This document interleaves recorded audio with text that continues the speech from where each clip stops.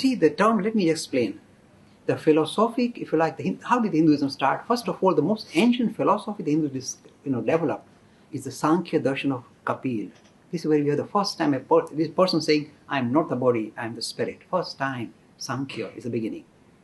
And then this particular philosophy evolved because it is still very abstract. This is the problem. So the next stage was Patanjali's yoga, the yoga philosophy, which says, okay, you are special, you are spirit, but it's so subtle, let us bring in an extra entity, Ishwar, God. So the idea of, if you like, Sankhya Darshan was no God. The idea that I am the spirit, that's it. But then they say it's very kind of subtle and require for it to be digestible, accessible, you need to bring in a new entity that is something different from just spirit, something like super spirit. So the idea of Ishwar came. Not Atman, but Paramatman came. Didn't stop there.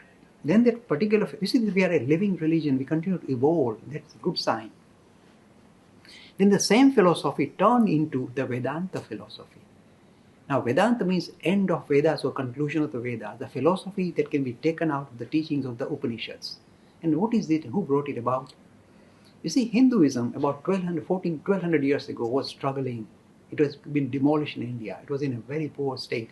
You know what was the state of India about 1200 years ago? The philosophy is not very different from the philosophy you see in India today. Eat, drink, and steal if you can, don't get caught. Corruption is the name of the game. Same today. That is what we had 1200 years ago. So Hinduism was broken up. And one individual from South India, from Kerala, called Adi Shankara stood up. One young boy, highly intellectual. I tell you, such sharp intellect has not been seen in the history of humanity.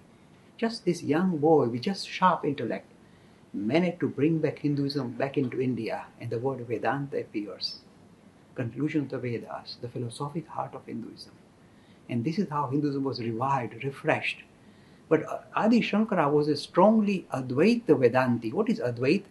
As this young boy said, the idea is that actually, essentially, the spirit that I'm talking about, my nature, is not any different from the idea of God. I am essentially the spirit. I am God. Advaita. There's no distinction between me and God. This idea that there is a God is separate. No. Essentially, I'm the same. It just appears as if I am different from this spirit and all of you appear different. But essentially, the same thing holds us. We are the same. Advaita. No two. That's what Advaita means. So this philosophy is very solid. It still stands today. Advaita. But the problem with Advaita is this. Advaita is a state of, if you like, experience. For example, you wanted to find an Advaiti in modern India. There's somebody who lived until 1950 called Ramana Maharshi. He was established day and night in the experience, I am the spirit. So he feels himself different from his body. If he had a cancer operation, he said, you could operate. I don't feel I'm the body, you can chop it. Like that, he was apart from his body all the time. Not just believe, actually living Advaita. So Advaita is not just, but the problem is there's only one Ramana Maharshi, and there are 1 billion Hindus sitting there. So the Advaita philosophy, however good it is, solid, it's very philosophically, you can't challenge, it's really solid, it stood the test of time. To make it accessible, we produce another spiritual giant. You must give respect to all these people. That was Ramanujacharya, again a South Indian. He said, look, Advaita is a state of being, means you enter the state and that's your destination. But how do we get there? So let us produce, if you like, a separate school of philosophy which is called Vishishtadvaita. Vishishtadvaita means qualified non-dualism. Non-dualism is fine, he said, but let's put a qualification on it. Qualified non-dualism called Vishishtadvaita, Ramanujacharya. So he said, okay, Advaita may be your destination, but you are now, do you feel like God? So why do you say you are God?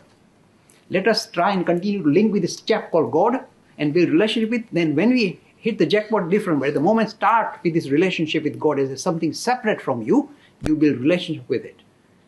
So if you like, the idea of Advaita cannot be put into practice. It's like, that's a destination. But how do I get there? And comes this rescue of Ramanujacharya's of Vishishtadvaita. You said, think of God separately and build relationship. And you said, Mr. Lakhani, but you are here to reconcile. How do you have both of them at the same time? How can it be true? I'll tell you how it's true. You see the power of this thinking. Suppose you believe in God as Vishnu. And suppose you actually encounter God as Vishnu. You went to Vaikunth and said, Vishnu, I love you. It's so very good. Good, my boy. Sit here. Oh, Vishnu, your eyes are like Kamal Nayanam, like lotus flower. I say, yes, yes, I know. Oh, no, but I must repeat, your eyes are, okay, calm down. I say, no, but I love you. And you carry on for 100 years, 200 years, sitting there, oh, Vishnu, I love you. What will be the apex of your love? The culmination of your love? Look, I'm showing you Dvaita and Advaita linked up.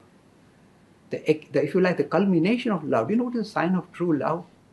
When the love is that intense, the devotee can no longer see himself or herself separate from an object of his worship. So he says, Vishnu, I love you, Vishnu. And then suddenly what will happen? He says, I am Vishnu. That love is so solid, so strong, that Dvaita becomes Advaita. And this is not just a making up. If you look at some of the Puranic stories, which is more legendary, the story of Radha and Krishna. Again, when Radha is in full spiritual flow, she says, I am Krishna. Who is this chap? She becomes one with the object of worship. Even if you look at the story of Romeo and Juliet, you can see two becoming one. If you pinch one, the other one goes, ouch. Same in quantum physics, by the way, and it's called entanglement. You talk about. So this idea is there. This idea of becoming one. See, I'm showing you the culmination of Dvaita and Advaita. So if you like, this is Vishishta Advaita. I like Vishishta Advaita because my mentor Swami Vivekananda used to make fun. He said, look, when I'm in deep meditation, I'm Advaiti. I actually experience full flow of spirit. Same with his master Ramakrishna. He said, but when I'm not in that particular spiritual kind of, experience, when I'm looking with my normal life, then I get a tummy ache. And say, oh, mommy, Mother Goddess, sort me out, please. So I become Advaiti. As long as you feel you got a body and mind, become humble and build relationship with the spirit. But when you actually encounter the spirit, you know you are the spirit. But that is the journey. See how beautiful it is kind of reconciled at the experiential level. You may say, start off saying, this idea of God is not a minor thing, because this kind of gives you a pathway to progress. So Vishishta Advaita is a very positive, very practical way of achieving Advaita, but using a different ploy, a God in the heaven. So be it. And one of the reason why perhaps the Swaminarayan movement love me, because the Swaminarayan movement comes from the Vishishta, the Ramanujacharya's philosophy. There's a third aspect of Hindu philosophy that I must talk about, that is pure Dvaita. This comes from Madhvacharya, and this comes with a lot of baggage. Let me tell you what the baggage is. Madhvacharya says, this is called Achintya Veda Ved philosophy. He says, actually, you and God are different categories. The material world that you see is a different category. There are three different categories: me, God, and world. And the link between you is your different categories. There's no link. This is what we call Achintya Veda Ved. Means you can't even negotiate or talk about it because Achintya, you can't think about it, but you are different and yet somehow linked. So this is, if you like, Madhvacharya saying, there is a difference between you and God. Don't equate yourself. You are not going to become God ever. And there's a difference between you and matter. No link. So he kind of produces a more divisive philosophy, which I cannot live with. Because one of the aspects he comes across, which I don't like, he has done a bit of text torturing, which I dislike thoroughly. For example, there's a marvelous teaching in the Chandogya Upanishad, as mentioned it, Tattvamasi, thou art that, you are the spirit, my boy. And he said, Tattvamasi, you are not that. So he put an in front. And this is called text torturing. I dislike that. Another part of, if like the Dvaita which I dislike is this. He said, some souls, as I said, all souls are different, by the way. There's no link between all of you. All of you are complete different marbles, different color marbles. And some are destined to find liberation. Some are destined never to find liberation, but just be reborn again and again. There's a third lot of souls who are destined to hell, if you like.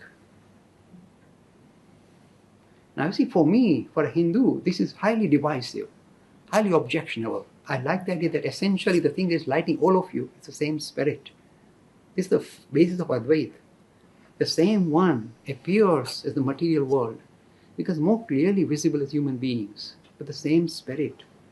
This is what links all of us together at the deeper spiritual level. And this comes from the strong Advaita tradition, where the Dvaita says, no, you can never be the same. Don't even talk like that. This is almost like Abrahamic, highly exclusivist, and saying some are destined for hell. They have no choice, there's no liberation, nothing for them. And some are destined to be born again and again and again. I dislike this divisive idea. I must be very clear about it. Free e-learning course in Hinduism. To register, please visit www.hindu-academy.com. Talks on Hinduism. Sponsored by People Care. encouraging caring for the elderly in their own homes. For more information, please visit peoplecare.com.